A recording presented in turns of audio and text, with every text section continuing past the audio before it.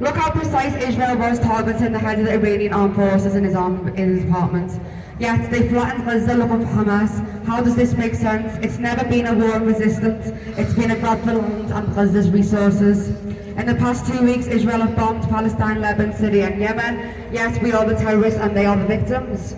Let's not forget Israel bombed Iran first, straight out of surprise, to ruin the deal between the US and Iran, trying to negotiate an end to possible weapons program and to lift the sanctions on Iran, which Israel did not want. Yet the Western media hide this and state Israel is acting in self-defense. We've heard it all before. After the US bombs Iran missiles hit Tel A Viv in Israel.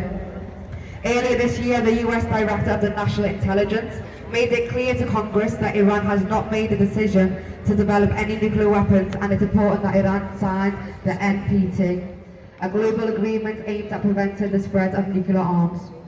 Even in the event that Iran chooses to pursue such weapons, experts agree it would take at least a year to enrich uranium to weapons grade level, and even longer to develop the necessary bombs and delivery systems. In short, there's no immediate nuclear threat from Iran. Now let's contrast this with the situation in Israel. According to the Federation of American Scientists, Israel is estimated to have enough petroleum to round 90 nuclear weapons. And unlike Iran, Israel has not signed the NPT.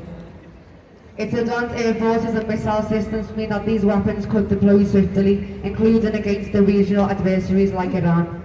The stark imbalance raises critical questions, not about who has nuclear weapons, but who is held accountable and under what standards. When Trump was elected, they promised peace to the Middle East, which his supporters were happy about. Did they just make it easier for Israel to complete their evil plan of Greater Israel? Because that's what it looks like. In the dramatic escalation, the US launched major military strikes on Iran's nuclear infrastructure. 6 B-2 bombers supported by American warplanes and Navy submarines targeted 3 key sites. Trump declared that Iran's nuclear facilities were, in his words, fully obliterated. This is a complete lie. This is a complete lie and utterly deranged.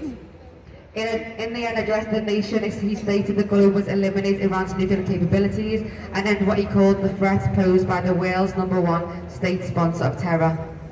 Trump warned that if peace doesn't follow further strikes, they'll be swift and decisive.